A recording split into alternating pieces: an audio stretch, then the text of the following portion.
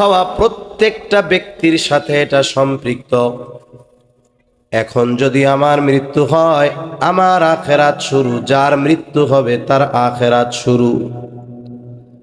এই আখিরাতের অন্যতম গুরুত্বপূর্ণ একটি বিষয় সেটার নাম হলো কিয়ামত। কিয়ামত ইহকালে সংগঠিত হবে না, এটা পরকালের বিষয়। আর কিয়ামত এটা সংগঠিত হবে, এ ব্যাপারে কোনো সন্দেহ নাই। কিয়ামত হলো এমন এক সত্য যেটার ওয়াদা দিয়েছেন আল্লাহ, আর কিয়ামতের সত্যায়ন করেছেন আল্লাহর প্রেরিত সব রাসূলগণ। কিয়ামত সংগঠিত হবে, কোনো সন্দেহ নেই। তবে কিয়ামত কখন সংগঠিত হবে? যেই দিন আকাশ খসে পড়বে, পাহাড় তুলার ন্যায় উঠতে থাকবে, এই কিয়ামত কখন সংগঠিত হবে? যেদিন মানুষকে আবার জীবিত করা হবে। এটা সংগঠিত কোন সময় হবে? এই সুনির্দিষ্ট সময়টা দুনিয়ার কেউ জানে না। জানে কে? আরো জোরে বলেন না, কে জানে? আল্লাহ জানে। আমি আপনাদের খেদমতে যে আয়াতখানা তিলাওয়াত করেছি, এই আয়াতের মধ্যে আল্লাহ তাআলা গায়েব সম্পৃক্ত 5টি বিষয়ের কথা বলেছেন। কয়টা বিষয়? আরো জোরে বলেন, কয়টা? 5টা বিষয়ের কথা বলেছেন। এই 5টি বিষয়কে আর এক আয়াতে আল্লাহ তাআলা মাফাতিহুল গায়েব, গায়েবের চাবি সমূহ বলে অভিহিত করেছেন। আল্লাহ তাআলা বলেন, ওয়া ইনদাহু মাফাতিহুল গায়বি লা ইয়ালামুহা ইল্লা হু। গায়েবের চাবি সমূহ এগুলো কার হাতে? আল্লাহর হাতে। গায়েবের চাবি সমূহের মধ্যে 1 নাম্বার আল্লাহ তাআলা বলেন, ইন্নাল্লাহা ইনদাহু ইলমুস সাআহ, নিশ্চয়ই আল্লাহ তাআলার নিকটেই কিয়ামতের ইলম। তার মানে কিয়ামত কখন সংগঠিত হবে এটা দুনিয়ার কেউ জানে না। যিনি জানেন তিনি কে? কেন তিনি জানেন?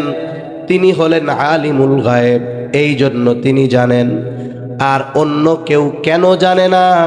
বলে আল্লাহ ব্যতীত এই সৃষ্টি জগতে আর কেউ আলিমুল গায়েব নাই। আছে? কেউ নাই। কিয়ামত কখন সংগঠিত হবে আমার আপনার নবীজিও জানেন না। কিয়ামত কখন সংগঠিত হবে ওহীর বাহক রূহুল আমিন জিবরাইল আলাইহিস সালাম তিনিও জানেন না। কিন্তু আমাদের দেশে কিছু ভাই আছে, এনারা নবীকে খুব মহব্বত করে, তবে সুন্নত মেনে মহব্বত নয়। নবীর সুন্নাত না থাকলেও নবীর মহব্বতের দাবিদার কিছু ভাই আছে না নাই? এই ভাইয়েরা নবীজিকে মহব্বত করতে গিয়ে, মহব্বত দেখাতে গিয়ে এমন এক পর্যায়ে নবীকে নিয়ে যায়, বলে আল্লাহ তাআলার সমকক্ষ হিসাবে নবীকে দাঁড় করায় দেয় এবং বলতে থাকে, আল্লাহ যেমন আলিমুল গায়েব, নবীজিও তেমন আলিমুল গায়েব। নাউযুবিল্লাহ। অথচ নবী নিজে বলতেছেন আমি আলিমুল গায়েব না, আর ওরা কয় হ্যাঁ নবী আপনি আলিমুল গায়েব। তাহলে কিয়ামত কখন সংগঠিত হবে আল্লাহ ব্যতীত কেউ জানে না। নবীজি যে আলিমুল গায়েব নয়, এই কারণে নবীজির সম্মান কমে যাবে না। আর নবীজি যে আলিমুল গায়েব নয়, নবীর নিজের জবানের শত শত দলিল প্রমাণ দেওয়া যাবে। একটি প্রসিদ্ধ হাদিস আছে, যেই হাদিসের নাম হলো হাদিসে জিবরিল, আর এক নাম হলো উম্মুস সুন্নাহ। হাদিসে জিবরিল কেন নাম? নবীজি সাল্লাল্লাহু আলাইহি ওয়াসাল্লাম একদিন সাহাবায়ে কেরামের উপস্থিতিতে নবীজি সাল্লাল্লাহু আলাইহি ওয়াসাল্লামের কাছে জিবরাইল আলাইহিস সালাম মানবাকৃতিতে এসেছেন। লম্বা হাদিস, আমি শুধু মূল কথাটা বলা উদ্দেশ্য।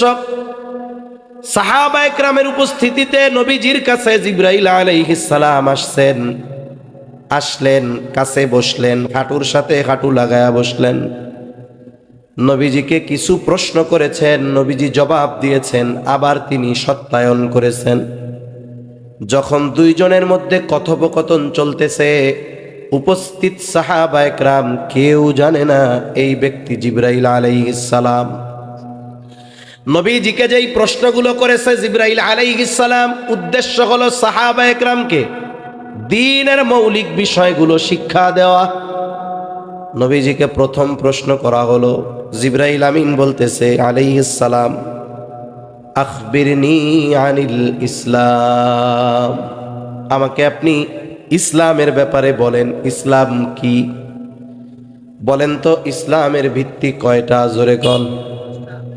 আরে আওয়াজ আবার গেছে গা, জোরে। ইসলামের ভিত্তি কয়টা?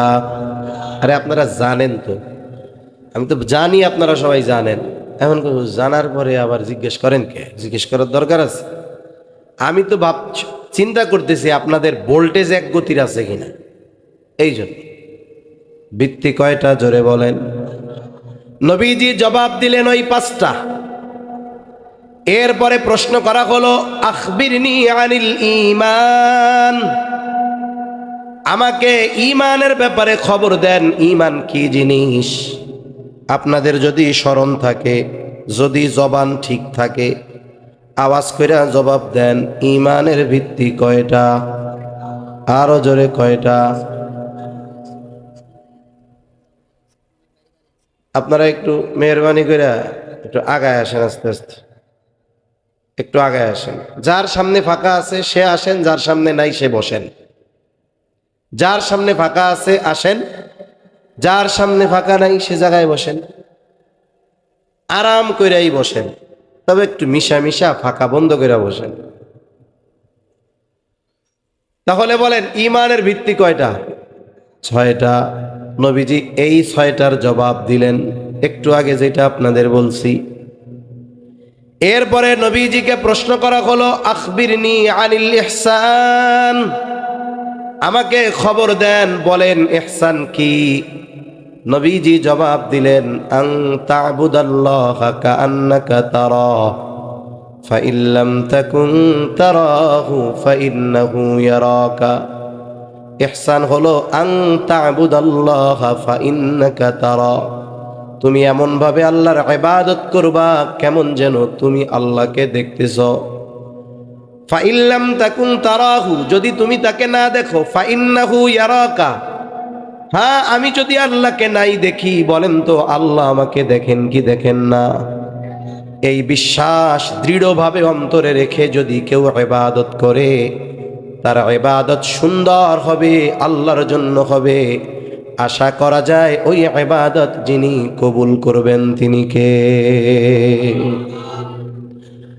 এরপরে নবীজিকে প্রশ্ন করা হলো, আখবিরনি আনিস সাআহ, আপনি আমাকে কিয়ামতের ব্যাপারে বলেন, খবর দেন, কিয়ামত কখন হবে? প্রশ্ন করতেছে রূহুল আমিন, ফেরেশতাদের সর্দার জিবরাইল আলাইহিস সালাম, ওহির বাহক। জবাব দিচ্ছে রহমাতুল লিল আলামিন, ওহির ধারক। যখন প্রশ্ন করা হলো আখবিরনি আনিস সাআহ, নবীজি তো জিবরাইল আলাইহিস সালামকে চিনতেছেন। নবীজি জবাব দেন, মাল মাসউলু আনহা বিআলামা মিনাস সাইল, এই ব্যাপারে যাকে প্রশ্ন করা হয়েছে সে প্রশ্নকারীর চাইতে বেশি জানে না। তার মানে ও ভাই জিবরিল, কিয়ামত কখন হবে তুমিও জানো না, আমিও জানি না। কেন জানি না? আমিও আলিমুল গায়েব না, তুমিও আলিমুল গায়েব না। এই জন্য আমরা কেউ কিয়ামত কখন সংগঠিত হবে জানি না। অথচ নবী বলতেছে আমি আলিমুল গায়েব না, এটাই তো মূল কথা আসে, তাই না? অথচ আমরা যদি নবীর সুরে মিলায়া বলি যে নবী যে আলিমুল গায়েব না, কাম সারছে। নবীর দুশ্মন, এডি ওহাবি, আরো কত কিছু বলে। আপনাকে এলাকায় তো কয় না, আমাকে এলাকায় কয় আর কি, কয়নি। ডরে কইতেছে আস্তে আস্তে, মনে মনে কইতেছে হুজুর আপনাকে কি কয়, আমাকে দুইয়া দেয় একবারে কইয়া। নবীজি গায়েবের খবর জানে না। আরো হাদিস প্রমাণ দেওয়া যাবে, কিন্তু এত দরকার নেই। এখন জিজ্ঞাসা করতেছে তাইলে আমারে কিছু আলামতের খবর দেন, কিয়ামতের আলামতের কথা কিছু কন। নবীজি এই হাদিসে দুইটা আলামতের কথা বলছে। কয়টা আলামত? দুইটা আলামতের কথা নবীজি বলতেছে। প্রথম আলামত, আন তালিদাল আমাতু রাব্বাতাহা। নবীজি বলেন কিয়ামতের অন্যতম একটি আলামত, নবীজি বলেন দাসী তার মনিবকে প্রসব করবে, জন্ম দিবে। এর ব্যাখ্যায় আমাদের মুহাদ্দিসিনে কেরাম বলেন, কয়েকটা ব্যাখ্যা করেন। একটা ব্যাখ্যা আমি আপনাদের খেদমতে পেশ করি। ইউরোপ আমেরিকার যেই কালচার, পাশ্চাত্য যেই কালচার, এরা এত নিকৃষ্ট, সভ্য নামের সর্বোচ্চ অসভ্য। এদের সমাজে এত নিকৃষ্ট কাজ হয় কল্পনাও করা যায় না। মা ছেলের সাথে ব্যভিচারে লিপ্ত হয়, ভাই বোনের সাথে, বাবা মেয়ের সাথে। এমনকি তারা এটাকে মনে করে যে মায়ের চাহিদা ছেলে পূরণ করছে, মেয়ের চাহিদা বাবা পূরণ করেছে, বোনের চাহিদা ভাই পূরণ করেছে। মনে করে এরা একে অপরের উপকার করেছে। এটা হলো তাদের কালচার। এই ধরনের কালচার আমাদের উপরেও চাপায়া দিতে চায়। সাবধান, সতর্ক থাকতে হবে যে আমাদের উপরে ভিনদেশি কালচার যদি চাপায়া দেওয়ার চেষ্টা করা হয়, মুসলিম তরুণ যুবক সহ ইমানদারদের রক্ত দিয়ে হলেও ওই অসভ্য কালচারকে প্রতিহত করতে হবে। এই ধরনের বিষয় মুসলিম সমাজে কল্পনাও আমরা করি না। কারো যদি এই চিন্তা শয়তানে ঢুকায় দেয়, ও নিজের প্রতি এক মাস ধরে ধিক্কার দেয়, হায় হায় আস্তাগফিরুল্লাহ, কি চিন্তা আসলো মাথার মধ্যে। কিন্তু মুসলিম সমাজে একটা জিনিস সময়ের সাথে সাথে অনেক বেশি দেখা যাচ্ছে। এটা কি? মায়ের সাথে অসৎ আচরণ। যেই মা গর্ভে ধারণ করছে, যেই মা দুধ পান করিয়েছে 2টা বছর নিঃস্বার্থে, সন্তানের আনন্দ তার আনন্দের কারণ হয়েছে। এই সন্তান যখন বড় হয়, অনেক ক্ষেত্রে মাকে সে বোঝা মনে করে। করে কি করে না? অনেক দুঃখিনী মায়ের জীবন এমন, বাচ্চার বয়স যখন 2 বছর 3 বছর, তখন বাবা মারা গেছে। শুধুমাত্র সন্তানের চেহারার দিকে তাকায়া ওই মা বিবাহ বন্ধনে আবদ্ধ হয় নাই, সমাজের মানুষের কটু কথা শুনছে, আরো কত কষ্ট করে সন্তানটারে লেখাপড়া শিখিয়েছে। সন্তান উচ্চ শিক্ষিত, বড় চাকরি করে, ব্যবসা করে। সন্তান ঢাকা শহরে 5 তলা বাড়ির মালিক, চিটাগাং শহরে 10 তলা বাড়ির মালিক। মা ওই গ্রামে প্রত্যন্ত অঞ্চলে এক কুড়ে ঘরের মধ্যে থাকে। আফসোসের বিষয়, যেই মা জীবনের সর্বস্ব ত্যাগ করে সন্তানের জন্য এত কষ্ট করলো, ওই সন্তানের 10 তলা বাড়ির গাছতলায়ও ওই দুঃখিনী মায়ের জায়গা হয় না।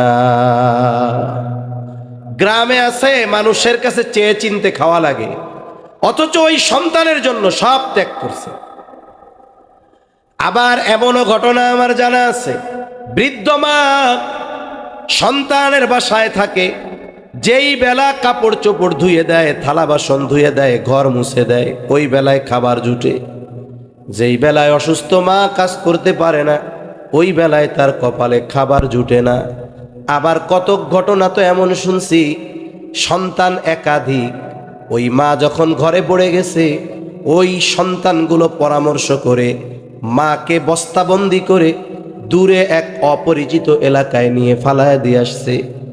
এই ধরনের কাজ সময়ের সাথে সাথে বাড়ছে না কমছে? এটা কিয়ামতের অন্যতম আলামত। খবরদার, সময়ের সাথে সাথে হয়তো এই ধরনের পাপ বাড়বে, কিন্তু আমার আপনার দ্বারা যেন আমার আপনার মা বাবার সাথে এমন অসদাচরণ না হয়। নবীজি এটাকে কিয়ামতের আলামত বলে অভিহিত করছেন। মূল কথা বলার উদ্দেশ্য যেটা এই হাদিসটার আংশিক বলা, যে কিয়ামত কখন হবে নবীজিও জানেন না, জিবরাইল আলাইহিস সালামও জানেন না, শুধু জানেন আল্লাহ। তবে নবীজি সাল্লাল্লাহু আলাইহি ওয়াসাল্লাম কিয়ামতের কিছু আলামত আমাদের জানায়া দিয়েছেন। সেই আলামত সম্পৃক্ত একটি হাদিস আপনাদের খেদমতে পাঠ করছি। নবীজি বলেন 6টা বিষয়ের কথা নবীজি এই হাদিসের মধ্যে বলছেন। নবীজি বলছেন এই 6টি বিষয় যতক্ষণ না সংগঠিত হবে ততক্ষণ পর্যন্ত কিয়ামত সংগঠিত হবে না। তার মানে কিয়ামত হওয়ার আগে এই 6টা বিষয় হবে। قال رسول الله صلى الله عليه وسلم لا تقوم الساعة حتى يقبض العلم। নবীজি বলেন কিয়ামত ততক্ষণ পর্যন্ত সংগঠিত হবে না যতক্ষণ না ইলম উঠিয়ে না নেওয়া হবে। তার মানে কিয়ামতের আগে ইলম উঠিয়ে নেওয়া হবে। ছোটবেলায় আমরা গল্প শুনতাম কিয়ামতের আগে কোরআন হাদিস উঠায় নিয়ে যাবে, তার মানে এই ইলম উঠিয়ে নিয়ে যাবে। এটাকে গ্রামের মানুষ, ওই সময়ের মানুষ বলতো কোরআন হাদিস কিয়ামতের আগে উঠায় নিয়ে যাবে। এখন উঠায় তো নিবে কোন পদ্ধতিতে? গ্রামের মানুষ গল্প বলতো, গল্পটা শোনাবো আপনাদের, শোনাবো? মুখ দিয়ে জোরে কন, শোনাবো? আচ্ছা কই তাইলে যে বেটা কেমন হুজুর, দূর এক দাসে কথা বলবো আমাকে দিয়ে আবার মুখ টুক নড়ায়। বাংলাদেশের এক জেলা আছে, নাম বলা যাবে না, মনে করেন এমনি তো ভিডিও করতেছে, যদি নাম কই ওই জেলায় গেলে যদি আমারে ধরে, আপনি কইছেন কে ওই জায়গায় গিয়া? ওই জেলার মানুষ রাত হইলেও খুব সুন্দর ওয়াজ শুনে, কিন্তু আফসোসের বিষয় শ্রোতা এরকম নিচের দিকে দিয়ে রাখে মাথা। এখন ঘুম নাকি সজাগ, তাজা না মরা বোঝা তো যায় না। তা এখন মানুষ যদি ঘুম ঘুম ভাব আসে তাইলে তো মানুষের সামনে কথা বইলা মজা নাই। মানুষ যদি প্রতি উত্তর দেয় তাইলে বোঝা যায় যে কথা বুঝতেছে। ছোটবেলায় এখন তো পোলাপানরে যদি ঘুমাইতে বলে মা বাপ, আব্বু ঘুমাও, কয় আগে আমারে মোবাইল দাও, আমি একটু গেমস খেলা লই এরপরে ঘুমামো।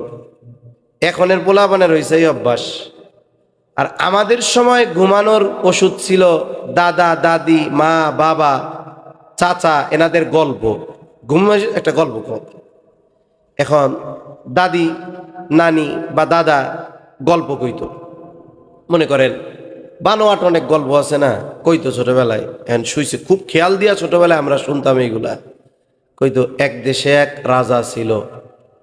এখন আমরা গল্প শুনতাম, এই এক আয়াত মানে এক বাক্য শেষ যেই হইতো সে আমরা কইতাম হুম। ওই রাজার একটা ঘোড়া ছিল, হুম। ঘোড়ার 2টা পাখনা ছিল, হুম। এরপরে কইছে ওই পাখনা দিয়া ঘোড়া হাঁটতো না, উইড়া চলতো। হুহাও নাই, দাদির গল্পও নাই। গল্প চলে কতক্ষণ? হুহা আছে যতক্ষণ। তার মানে চিন্তা করতো এটা দেখো তাজা আছে, ঘুমায় নাই। ঘুম তো মৃত্যুর মতো, আর নাউমু কাল মাউত, ঘুম মৃত্যুর ন্যায়। তা গল্প চলতো কতক্ষণ? বলে হুহা আছে যতক্ষণ। এখন আপনারা যদি হুহা দেন তাইলে মনে করেন আমার একটু কথা বলতে ভালো হবে, হুহা দেওয়া যাবে তো? গল্পটা কই, কি গল্প শুনছি আমরা ছোটবেলায়? কয় একদিন ফজরের নামাজের সময় ইমাম সাহেব নামাজে দাঁড়াবে, তাকবীরে তাহরিমা বলবে, মানে আল্লাহু আকবার বলে হাত বাঁধবে, সানা পড়বে, আউযু বিল্লাহ বিসমিল্লাহ পড়বে। বলেন তো এরপরে যেই সূরা পড়বে সেই সূরার নাম কি? সূরা ফাতিহা পড়বে, সূরা ফাতিহা। এখন সূরা ফাতিহা ইমাম সাহেব ফজরের নামাজে মনে মনে পড়বে না জোরে জোরে? এখন দেখা গেল কিরে সময় পার হয়ে যায়, ইমাম সাহেব সূরা ফাতিহা পড়ে না। কি ব্যাপার? ইমাম সাহেব চিন্তা করে সূরা ফাতিহা ভুইলা গেলাম নাকি, পেছন থেকে মুসল্লি কয় না কেন? অবস্থা এমন সূরা ফাতিহা ইমামও ভুলে গেছে, মুসল্লিও ভুলে গেছে। কিছু সময় পর ইমাম সাহেব নামাজ ছেড়ে দিয়ে চিন্তা করবে সূরা ফাতিহা, একটু মসজিদের তাক থেকে কোরআনটা নিয়ে একটু সূরা ফাতিহায় নজর বুলাই। উনি এইবার গিয়া সূরা ফাতিহা দেখার জন্য কোরআন খুলবে। হায় হায়, গল্প খুইলা দেখবে কোরআনের পাতায় কোনো লেখা নাই, সব সাদা হয়ে গেছে। ওই গল্প বলতো যে এক রাত্রিতে আল্লাহ তাআলা গোটা পৃথিবীর কোরআন হাদিসের লেখা উঠায় নিয়ে যাবে। এইরকম ভাবে কোরআন হাদিস উঠে যাবে। তাহলে নবীজি কি বলছেন? কিয়ামতের আগে ইলম উঠিয়ে নেওয়া হবে। গ্রামের মানুষ বলতো কোরআন হাদিসের লেখা উঠিয়ে নিয়ে যাওয়ার মাধ্যমে ইলম উঠায় নেওয়া হবে, কিন্তু নবী জানায়া দেন এমনটা নয়। এক রাত্রিতে একদিনে হঠাৎ করে কোরআন হাদিস আল্লাহ উঠায় নেবেন না। নবীজি বলেন ইন্নাল্লাহা লা ইয়াকবিদুল ইলমা ইনতিজাআন ইয়ানতাজিউহু মিনান নাস। আল্লাহ তাআলা মানুষের অন্তর থেকে একত্রে ইলম উঠায়া নিবেন না, ওয়ালাকিন ইয়াকবিদুল ইলমা বিকবদিল উলামা। নবীজি বলেন আল্লাহ তাআলা আলেমদেরকে উঠিয়ে নেওয়ার মাধ্যমে ইলম উঠায়া নিবে। আলেমদের উঠিয়ে নিয়ে যাওয়ার মাধ্যমে ইলম উঠায়া নিয়ে যাওয়া হবে। সমকালীন সময়ে, কাছাকাছি সময়ে আমাদের দেশের যেই সমস্ত বুজুর্গানে দ্বীন উলামায়ে কেরাম দুনিয়া থেকে চলে গেছে, শাইখুল ইসলাম আল্লামা শাহ আহমদ শফি রহমাতুল্লাহি আলাইহি, জুনাইদ বাবু নগরী রহমাতুল্লাহি আলাইহি, মুফতি আব্দুস সালাম চটগামী রহমাতুল্লাহি আলাইহি, আল্লামা ইয়াহইয়া রহমাতুল্লাহি আলাইহি, ওই দিক দিয়া পটিয়ার আব্দুল হালিম বুখারী রহমাতুল্লাহি আলাইহি, হাফেজ আহমদুল হক রহমাতুল্লাহি আলাইহি। বলেন তো এই যে এক একজন আলেম দুনিয়া থেকে চলে গেছে, মুফতি আব্দুস সালাম রহমাতুল্লাহি আলাইহি নাই, শাইখুল ইসলাম আল্লামা আহমদ শফি রহমাতুল্লাহি আলাইহি নাই, কায়েদে মিল্লাত বাবু নগরী রহমাতুল্লাহি আলাইহি নাই। বলেন তো ওনাদের জায়গা পূরণ করার মতো, ওনাদের মতো আর একজন আলেম দুনিয়ায় আছে নাকি? ওনাদের মতো নাই। পরবর্তী প্রজন্মে এখন যারা আছে, এ যুগের অন্যতম শ্রেষ্ঠ মুহাদ্দিস আপনাদের এলাকার সন্তান আল্লামা শেখ আহমদ সাহেব দামাত বরকাতুহুল আলিয়া। বলেন তো হজরত যাওয়ার পরে কি মনে হয় ওনার মতো আর একজন আছে? কথা বলে না। সময় অনুযায়ী ওই সময়ের শ্রেষ্ঠ আছে, কিন্তু তার অতীতে যারা ছিল তাদের মতো নেই। এভাবে আস্তে আস্তে কি হবে? এখন যারা আছেন সময়ের সাথে সাথে সাথে সাথে সাথে সাথে সাথে সাথে অতীতের যে মানুষের ইলমি গভীরতা, ওই গভীরতা আস্তে আস্তে কমবে। এক সময় কি হবে? এইরকম মুহাক্কিক মুত্তাকি উলামায়ে কেরামকে আল্লাহ তাআলা উঠায় নিয়ে যাবেন। এবার জাহেলদেরকে মানুষ ধর্মীয় নেতা বানাবে, এদের কাছে ফতোয়া চাইতে যাবে। যে ফতোয়া গ্রহণ করবে ওইটাও যেমন গোমরাহ হবে, যে ফতোয়া দিবে ও গোমরাহ হবে। এজন্য আমাদের কি করণীয়? আমাদের করণীয় হলো যেই সমস্ত আলেমরা আছেন এনাদের জন্য আল্লাহর কাছে দীর্ঘায়ু কামনা করা। এখন এই আলেমরা কোন জায়গার থেকে আসলেন? মাদ্রাসা থেকে। মাদ্রাসাগুলোর জন্য কল্যাণকামী হওয়া, দোয়া করা। আমরা অনেক সময় মনে করি মাদ্রাসা হুজুর এগো দিয়ে কি হইব? বলে আজকে শেখ আহমদ সাহেব আছেন, মাহমুদুল হাসান বাবু নগরী আছেন, এই মুরব্বীরা আছেন, এনাদের বদৌলতে আল্লাহ তাআলা কিয়ামতকে আমাদের থেকে দূরে সরায় রাখতেছেন। এনাদের যাওয়ার সিরিয়াল যত দ্রুততার সাথে হবে, কিয়ামত আমাদের তত দ্রুত কাছাকাছি চলে আসবে। এই যে কিয়ামত যে আমাদের উপরে আসতেছে না এখনো, এটা এই সমস্ত উলামায়ে কেরামের সম্মানার্থে। এজন্য আমরা মুরব্বী যারা আছেন এনাদের কদর করব, প্রতিষ্ঠানগুলোর প্রতি কল্যাণকামী হব, দোয়ার মধ্যে শরীক রাখব। তাহলে কি হবে?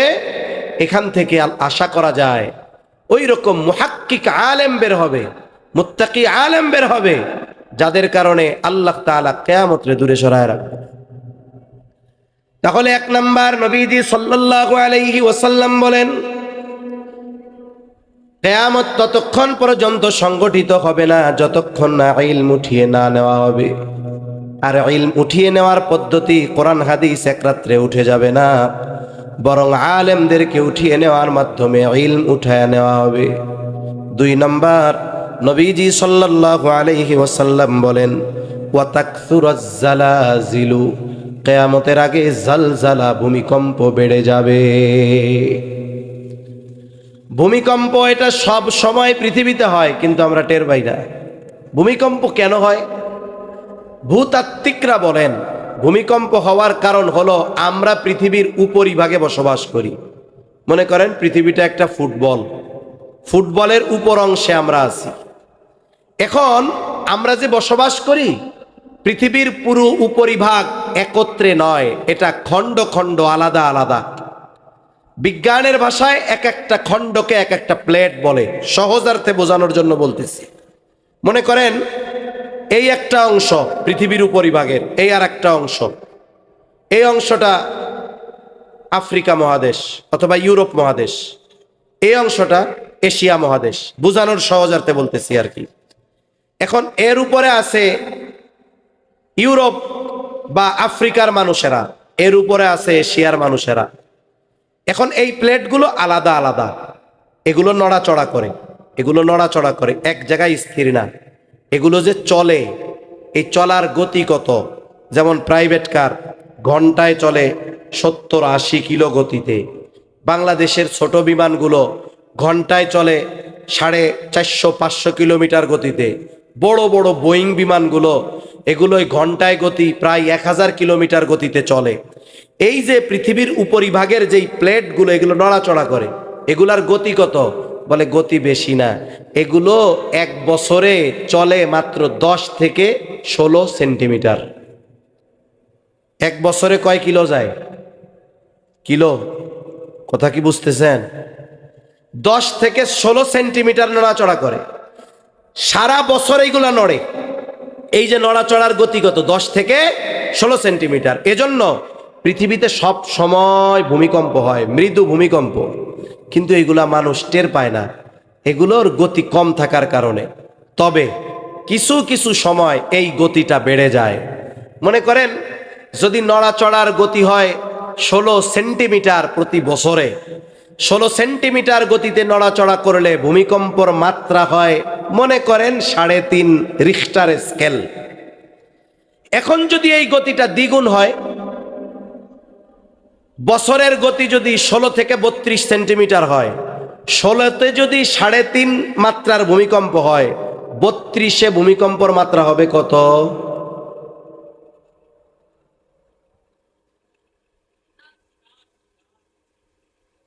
দুই তিনজন বুঝলেন? আমি কি আপনাদের বোঝাতে ব্যর্থ? যদি গতি 16 সেন্টিমিটার হয়, 16 সেন্টিমিটারে যদি 3.5 হয়, 32 সেন্টিমিটারে কত হবে? 7 মাত্রার। তা এই যে 32 সেন্টিমিটার গতি, এটা কয় মিনিট ধরে হয়? কয় 5 সেকেন্ড, 7 সেকেন্ড। স্যার একটু খবর টবর শুনেন, আপনারা হয়তো খেয়াল করেন না। বলে না, এই ভূমিকম্পের সময়কাল ছিল মাত্র 7 সেকেন্ড। এই 7 সেকেন্ড গতি ছিল মনে করেন 32 সেন্টিমিটার গতিটা। তাও কত সময়? বলে বাৎসরিক, এক বছরে গতি হলো 36 সেন্টিমিটার নড়াচড়ার গতি। মানে ওই গতিতে যদি চলে, এক বছরে অতিক্রম করবে মাত্র 36 সেন্টিমিটার। তা এই গতিটা ছিল কয় সেকেন্ড? 5 second, 7 second. তা এই 5-7 সেকেন্ডের ভূমিকম্প যখন হয়, তখন ওই যে তুরস্কের মতো উন্নত দেশের বিল্ডিংগুলো তছনছ করে পড়ে যায়।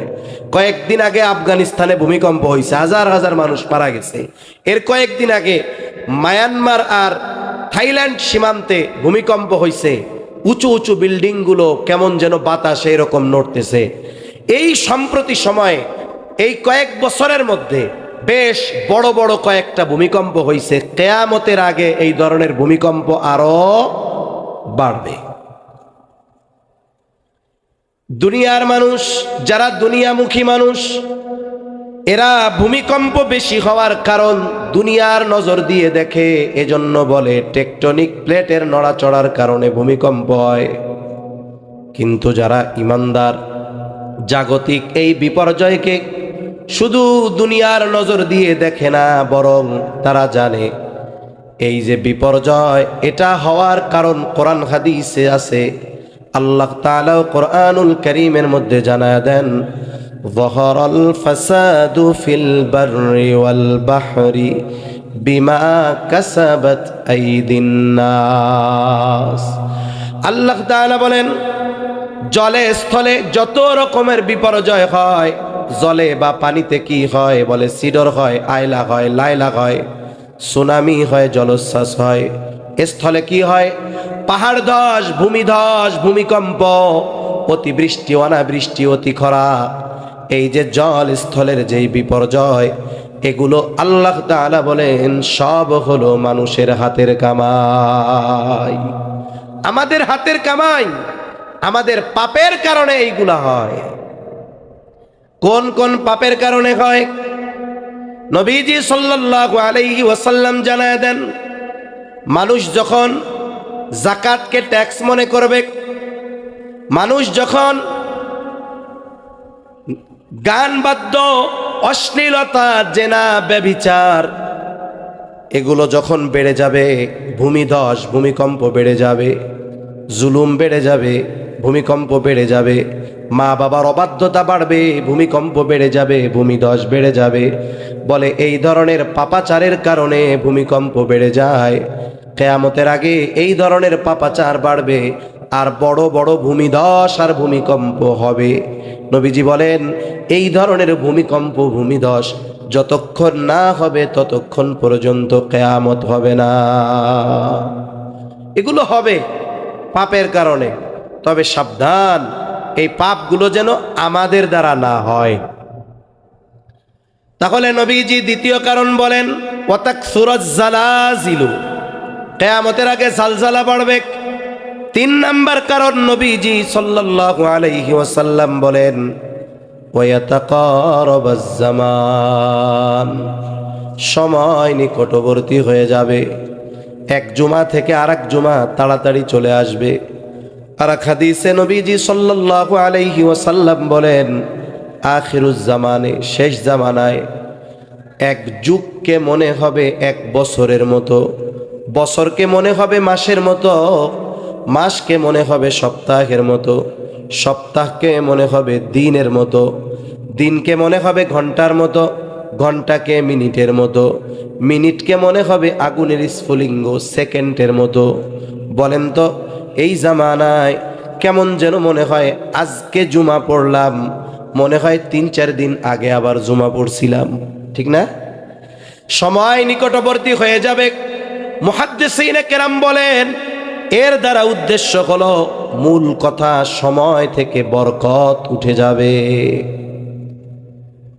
এই দুনিয়ার অন্যতম একজন আলেমে দিন, বিশ্ববিখ্যাত একজন আলেম, জাস্টিস মুফতি তকি উসমানী দামাত বরকাতুহুমুল আলিয়া, হযরত সময়ের মূল্যায়ন নিয়ে একটা বয়ান করেছেন।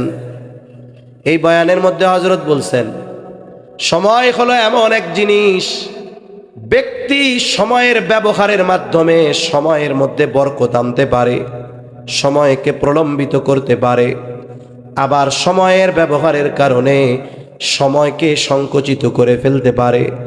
উনি বলেন, মানুষ যখন সময়কে ভালো কাজের মাধ্যমে অতিবাহিত করে, ওই সময়কে আল্লাহ প্রলম্বিত করে দেন, সময়ের মধ্যে আল্লাহ বরকত দেন। আবার মানুষ যখন সময়কে অহেতুক পাপাচার, অন্যায় কাজে ব্যবহার করে, সময় তখন সংকুচিত হয়ে যায়। একটা দুইটা উদাহরণ দিলে বুঝতে সহজ হবে, যে উদাহরণগুলো আমাদের সমাজে সচরাচর দেখা যায়, আমরাও দেখি। মনে করেন, আমাদের দেশের মানুষ, ইমাম সাহেব যিনি থাকেন, যদি 2, 4, 5, 10 বছরের পুরাতন ইমাম সাহেব হয়, মোটামুটি ইমাম সাহেবের উপরে পিএইচডি করে ফেলে। কিভাবে পিএইচডি করে? ইমাম সাহেবের ফজরের নামাজে কয় রাকাত, কয় মিনিট লাগে, জোহরে কয় মিনিট লাগে, আসরে কয় মিনিট লাগে, মাগরিব এশায় কয় মিনিট লাগে নামাজ পড়াইতে মোটামুটি একটা ধারণা হয়ে যায়। আবার কিছু মুসল্লি এমন আছে নামাজও পড়ে, এখন তো মসজিদের সামনে অধিকাংশ জায়গায় ঘড়ি দেওয়া থাকে, ডিজিটাল ঘড়ি, অ্যানালগ ঘড়ি, আবার নামাজের সময়সূচি সহ আর একটা ঘড়ি। তাই হিসাব আছে যে ইমাম সাহেবের ফজরের নামাজে 10 মিনিট লাগে।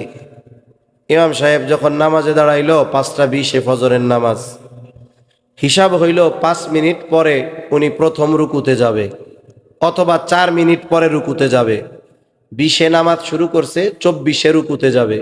সামনে ঘড়ি, 24 পার হইয়া 25। কিরে, 1 মিনিট বেশি হয়ে গেল, ইমাম সাহেব রুকুতে যায় না কে? 25 পার হইয়া 26। কিরে, 2 মিনিট পার হয়ে গেল, ইমাম সাহেব রুকুতে যায় না কেন? এবার একটা সিগন্যাল দেয়। বলেন তো সিগন্যাল কি দিয়া দেয়? এটা হলো জাতীয় সিগন্যাল। সারা বাংলাদেশে ইমামরে সিগন্যাল দেওয়ার এই একটা শব্দ, কাশি কিন্তু নাই। এই সামনে ঘড়ি থাকা আমার কাছে মোটামুটি অপছন্দের মনে হয়। এখন ঘড়ি থাকবে পেছন দিকে, ইমাম সাহেব দেখবে।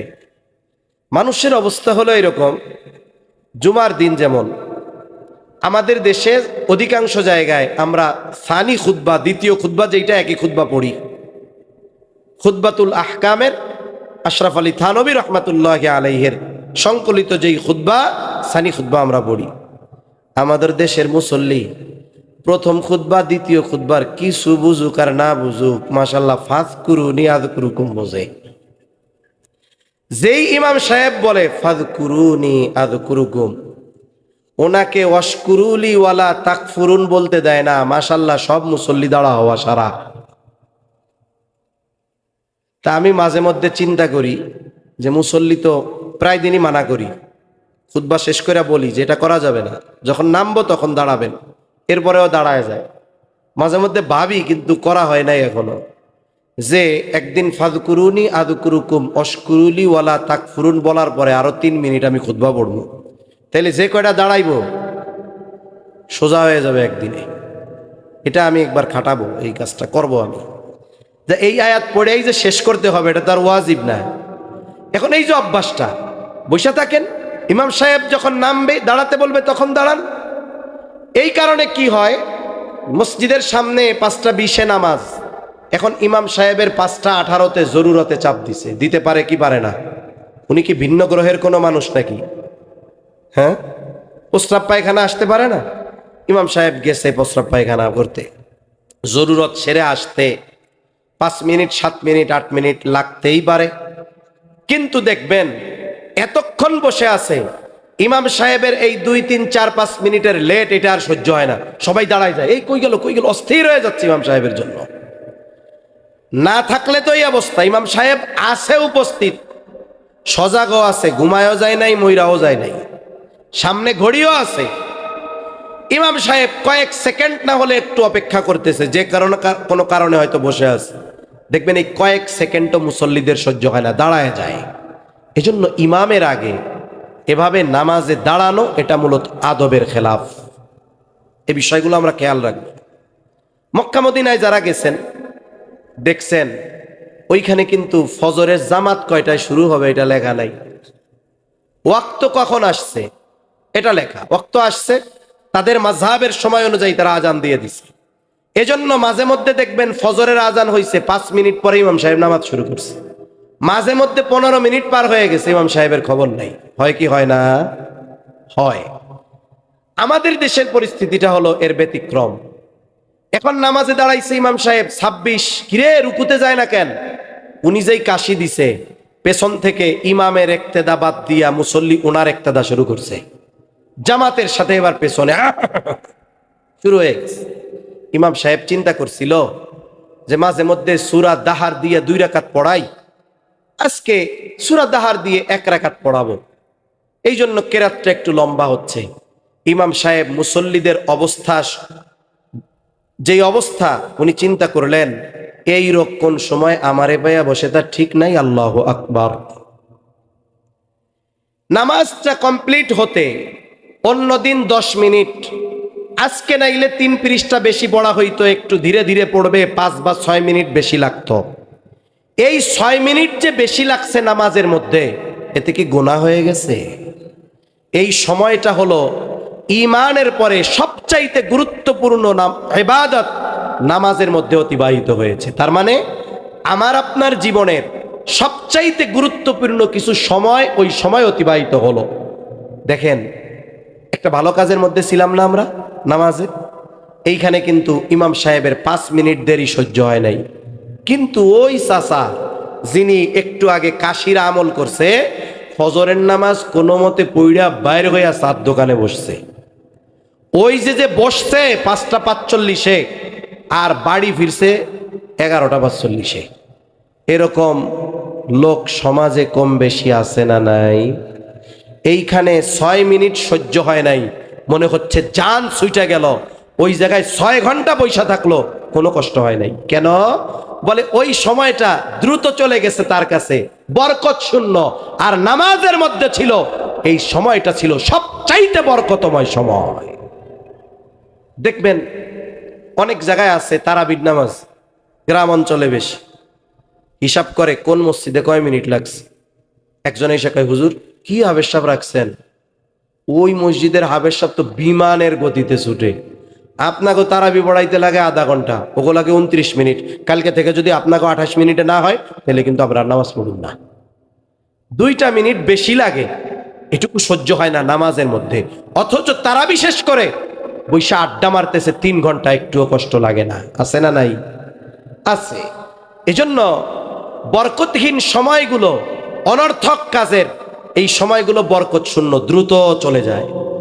আর আমরা যদি ভালো কাজে সময় অতিবাহিত করি, দেখবেন সময়গুলো আমাদের কাছেই মনে হবে অনেক লম্বা, বরকতময়। এ দুনিয়া থেকে মানুষ মারা যাবার পরে মৃত মানুষ কথা বলে, কিন্তু এই কথা দুনিয়ার মানুষ শুনে না।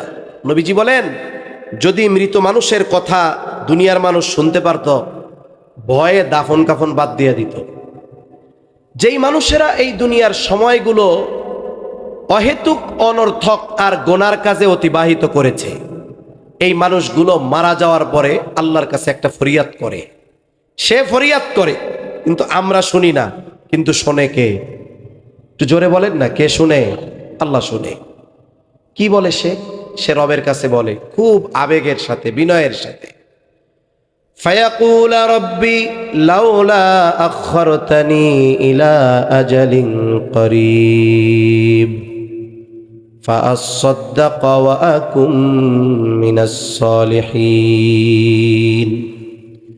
যেই মানুষগুলোকে আল্লাহ দুনিয়ায় সম্পদ দিয়েছিল, কিন্তু ভালো কাজে ব্যয় করে নাই, দান সদকা করে নাই, সময় ছিল মোবাইল, ফেসবুক, চায়ের দোকান, অনর্থক মজলিসে বসে সময়গুলো নষ্ট করছে, ওই মানুষগুলো আল্লাহর কাছে ফরিয়াদ করবে, বলবে, ও রব, যদি সামান্য সময়ের জন্য একটু অবকাশ দেওয়া হইতো, আবার যদি কিছু সময়ের জন্য দুনিয়ায় যাওয়ার সুযোগ দিতেন, ও রব, ফাআসাদ্দাক ওয়া আকুম মিনাস সালিহিন, আমার যে সম্পদ আপনি দিয়েছিলেন তা থেকে আমি সদকা করতাম।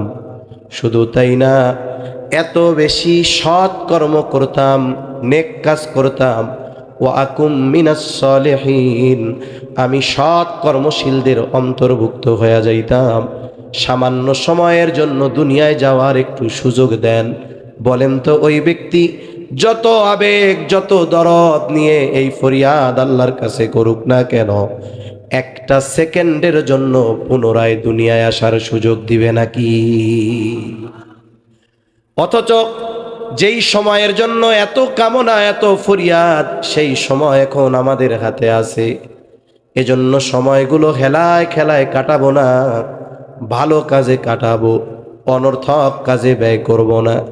হাকিমুল উম্মাত আশরাফ আলী থানভী রহমাতুল্লাহি আলাইহি বলেন, দুনিয়ায় 2 ধরনের মজলিস ছাড়া কোনো মজলিস নিরাপদ নয়। প্রথমত দ্বীনি মজলিস, দ্বিতীয়ত দুনিয়াবি বৈধ উপকারের মজলিস।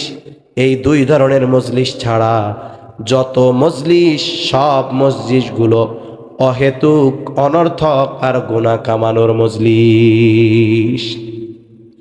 4 নম্বর, নবীজি সাল্লাল্লাহু আলাইহি ওয়াসাল্লাম বলেন, এখানে ফিতনা দ্বারা উদ্দেশ্য হলো দাজ্জালের ফিতনা। যতক্ষণ না দাজ্জালের আবির্ভাব না ঘটবে ততক্ষণ পর্যন্ত কিয়ামত সংঘটিত হবে না। নবীজি উম্মতের প্রতি বড় রহমদিল, এই জন্য ফিতনা থেকে বাঁচার আমল নবীজি শিখায় দিয়েছেন। দাজ্জাল হঠাৎ করে চলে আসবে না। দাজ্জাল আসার আগে এই উম্মতের উপরে একের পর এক ফিতনা আসতে থাকবে। বলে ফিতনা এমন ভাবে আসবে, একটা তসবিহ যদি ছিঁড়ে যায়, তসবির দানা একটা একটা করে পর পর যেমন জমিনে পতিত হতে থাকে, এই উম্মতের উপরে একের পর এক ফিতনা আসতে থাকবে। দাজ্জালের ফিতনা হলো সবচাইতে বড় ফিতনা। নবীজি আমল শিখায় দিয়েছেন, সূরা কাহাফের আমল। এই যে জুমাবার চলে গেছে, কে কে আছেন সূরা কাহাফের আমলটা করছেন? একটু হাত উঁচা করেন। আলহামদুলিল্লাহ, 1 জন 2 জন পাইছি। ওই যে পিছনে 2-1 জন আছে, সবটি মোল্লা মোল্লা আমার মতো মনে হইতেছে। একটু চিন্তা করে দেখেন, নবীজি বলেন, যেই ব্যক্তি জুমার দিন সূরা কাহাফের আমল করবে, আল্লাহ তাআলা তাকে দাজ্জালের ফিতনা থেকে হেফাজত করবে। কমপক্ষে 10 আয়াত। কমপক্ষে কয় আয়াত? 10 আয়াতের আমল আমার আপনার জীবনের জন্য জরুরি বানায় নিবে। কত জরুরি?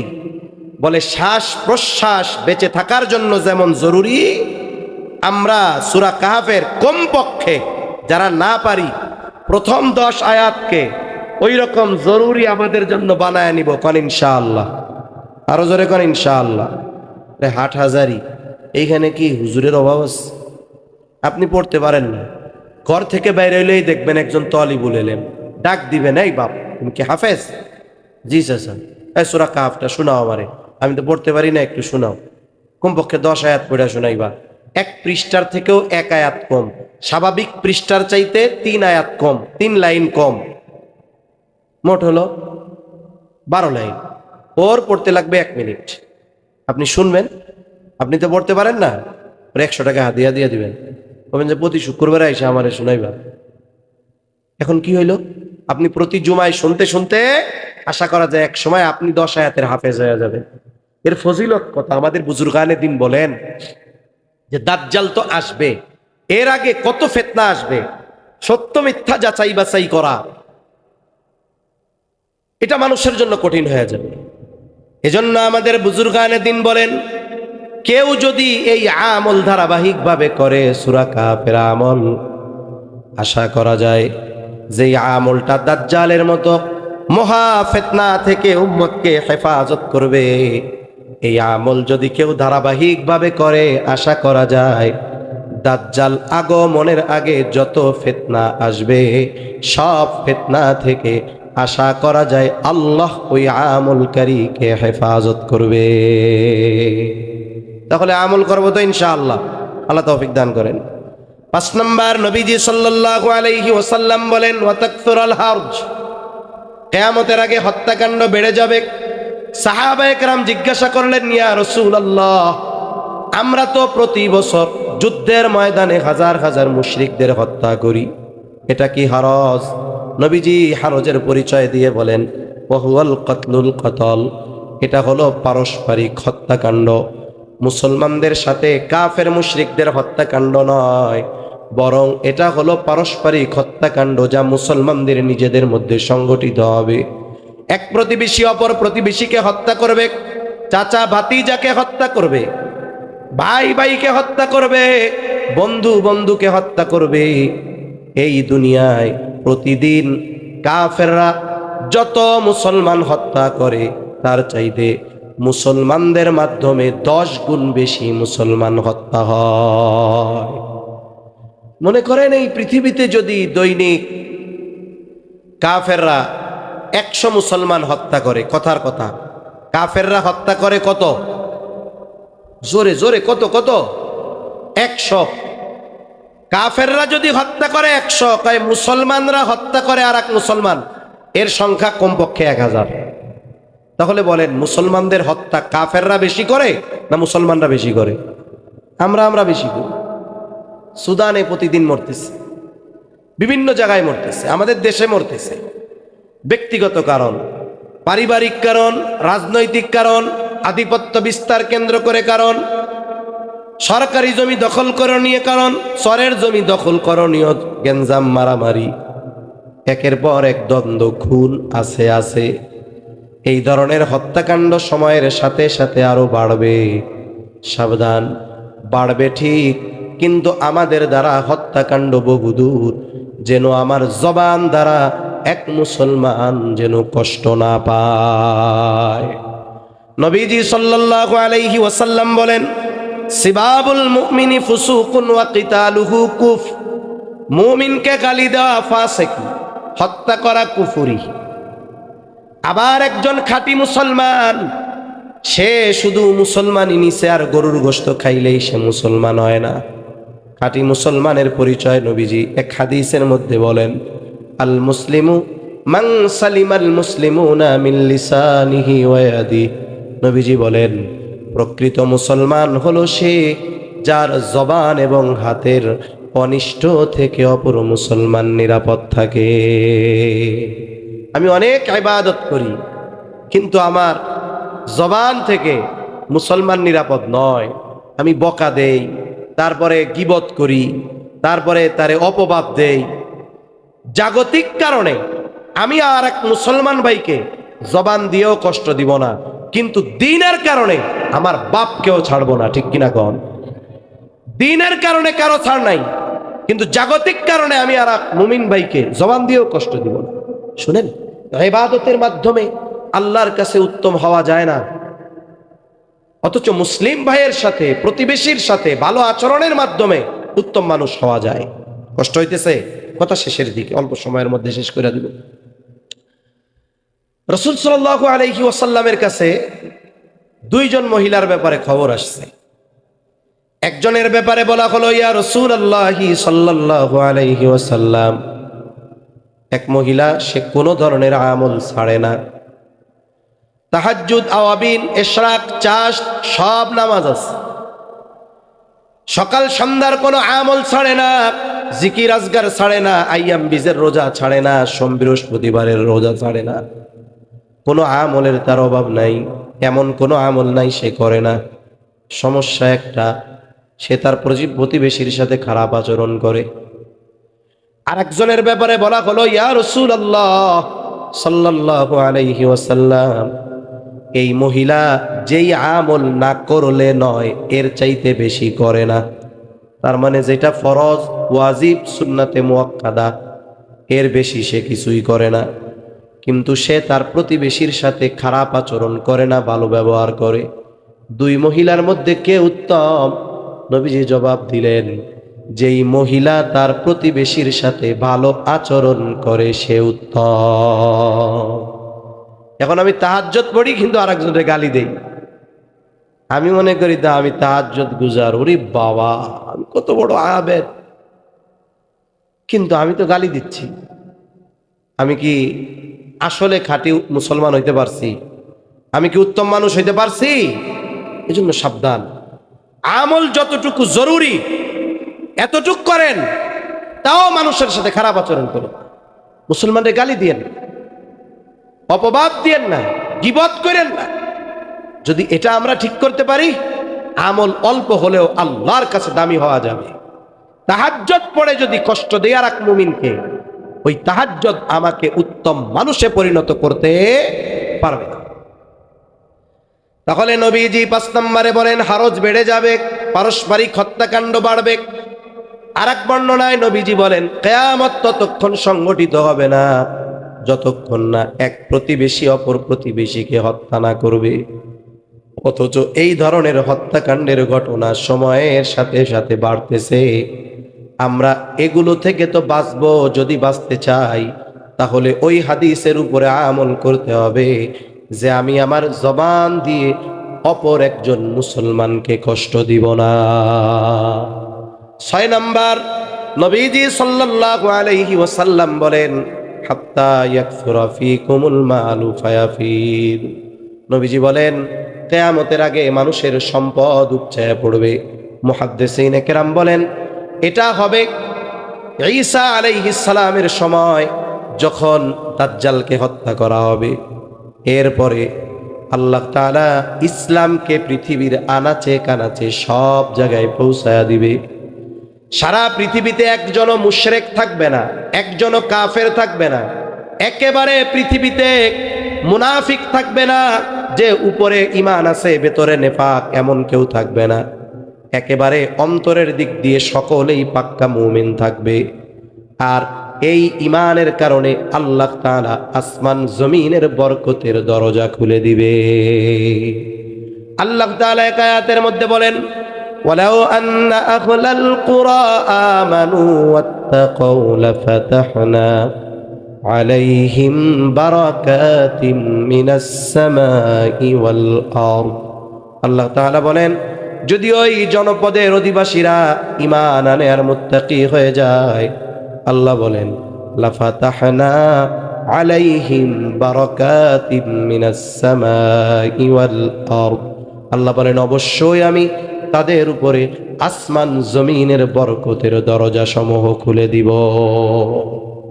বরকতের দরজা খুলে যাবে, এত পরিমাণ জমিন থেকে ফসল উৎপন্ন হবে যে এত সম্পদ হবে, মানুষের সম্পদ উপচায় পড়বে। মানুষের মন চাইবে যে আমি যদি একটু দান করতে পারতাম, কিন্তু ইচ্ছা হবে, কিন্তু দান করার মতো নেওয়ার মতো লোক অবশিষ্ট থাকবে না। নবীজি বলেন এই 6টি বিষয় যতক্ষণ না সংগঠিত হবে ততক্ষণ পর্যন্ত কিয়ামত সংগঠিত হবে না। এবার আসেন আয়াতের কথাগুলো সংক্ষিপ্ত সারে বইলা শেষ করে দেই। তাহলে মাফাতিহুল গায়েব, গায়েবের চাবি সমূহ, ওই আয়াতে গায়েব সম্পৃক্ত কয়টি বিষয়ের কথা আল্লাহ বলছেন? আপনারা কি আমার হাত দেখেন? কে দেখেন না? কয় আঙ্গুল দেখা যায়? সবাই একসাথে বলেন কয়টা? 5টা। এর মধ্যে একটা কি? কিয়ামতের ইলম। একমাত্র কার কাছে? নবীজির কাছেও নাই। কেন নাই? নবীজি আলিমুল গায়েব না। জিবরাইল আলাইহিস সালামের কাছেও নাই। কেন নাই? উনিও আলিমুল গায়েব না। তাহলে ইলম আল্লাহর কাছে। আর এই 5টি বিষয়ের সাথে মুফাসসিরিনে কেরাম বলেন পৃথিবীর সব গায়েব সম্পৃক্ত বিষয় কোনো না কোনো ভাবে 5টার সাথে সম্পৃক্ত। এজন্যই 5টারে মাফাতিহুল গায়েব বলা হয়েছে। 2 নাম্বার, 1 নাম্বার কিয়ামতের ইলম আল্লাহর কাছে। ওয়ায়ুনাজ্জিলুল গায়থ, তিনি বৃষ্টি নামান। মেঘ হলেই বৃষ্টি হয় না, বরং আল্লাহ তাআলাই বৃষ্টি নামান। এজন্য অনেক সময় গোটা আকাশে মেঘ কিন্তু বৃষ্টি নাই। আবার অনেক সময় এমন হয় মেঘ নাই রোদ, এমন বৃষ্টি হয় শুকনা জায়গায় মাজা পানি হয় কি হয় না? এজন্য মেঘ হলেই বৃষ্টি হয় না, বৃষ্টি যিনি নামান তিনি কে?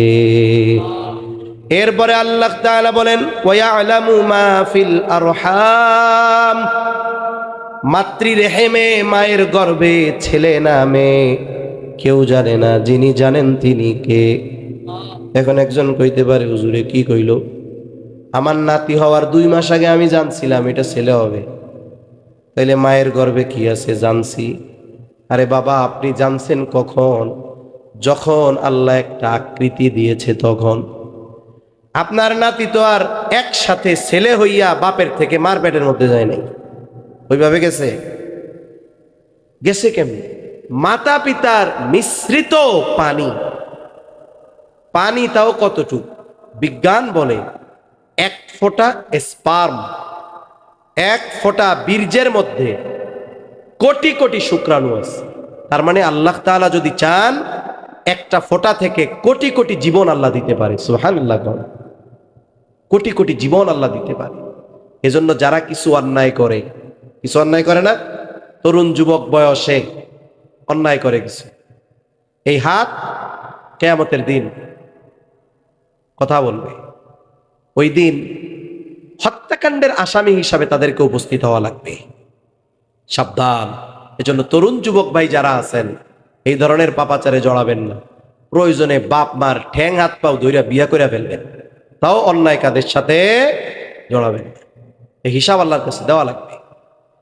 তা 1 ফোঁটা বীর্য থেকে আল্লাহ তাআলা কোটি কোটি মানুষ সৃষ্টি করতে পারেন, কেন? ওই এক ফোঁটার মধ্যে কোটি কোটি শুক্রাণু আছে। মাতৃগর্ভে এক ফোঁটাও যায় না, বলে ওই এক ফোঁটারে যদি কোটি ভাগ করেন, ওইখান থেকে একটা শুক্রাণু মাতৃ রেহেমে যখন যায়, যেটা মাইক্রোস্কোপ দিয়েও দেখা কঠিন, ওটা মায়ের রেহেমে যায়। আল্লাহ তাআলা মায়ের প্রতি মাসের যে অসুস্থতা, এটাকে ক্লোজ করে দেন। এবার আল্লাহ তাআলা তার কুদরতি প্রসেসিং এর মাধ্যমে ওই সুয়ের আগায়ও যেই পরিমাণ পানি, ওর চাইতে ক্ষুদ্র জিনিসটাকে আল্লাহ তাআলা একটা রক্তপিণ্ডে তৈরি করেন। এরপরে এক সময় একটা মাংসপিণ্ড হয়। এভাবে কমপক্ষে 4 মাসের প্রসেস চলতে থাকে এভাবে। এখন 4 মাসের মাথায়ও সে মাংসপিণ্ড। বলেন তো, দুনিয়ার কোন বিজ্ঞান আর বিজ্ঞানী আছে, কোন মাইক্রোস্কোপ আর আল্ট্রাসোনোগ্রাফি আছে, ওটা দিয়ে চেকিং করে ওই রক্তপিণ্ড বা মাংসপিণ্ড ওটা দেখে বলে দিবে এটা ছেলে না মেয়ে? দুনিয়ার কোনো বিজ্ঞান আর বিজ্ঞানী আছে? কিন্তু ওই সময়ও যখন ওই যে শুক্রাণু ছিল, এটা ছেলে হবে না মেয়ে হবে, যিনি জানেন তিনি কে? আরো জোরে বলেন, কে? জানছেন কখন? যখন ওই মাংসপিণ্ডে আল্লাহ প্রাণ দিয়েছে, এরপরে আল্লাহ তাআলা ওইটাকে একটা আকৃতি দিয়েছে, এরপরে আপনি জানতে পারছেন এটা ছেলে না মেয়ে। কিন্তু যখন রক্ত ছিল, বীর্য ছিল, মাংসপিণ্ড ছিল, তখন দুনিয়ার কেউ জানতো না এটা কি হবে, কিন্তু যিনি জানতেন তিনি কে? আরো জোরে বলেন, কে? আল্লাহ জানতেন। এজন্য আল্লাহ তাআলা বলেন, ওয়ায়ালামু মা ফিল আরহাম, মায়ের রেহেমে কি আছে দুনিয়ার কেউ জানে না, আল্লাহ জানে। এরপরে আল্লাহ তাআলা বলেন, ওয়ামা তাদরি নাফসুম মাযা তাকসিবু গাদা, কেউ জানে না আগামী দিন সে কি উপার্জন করবে।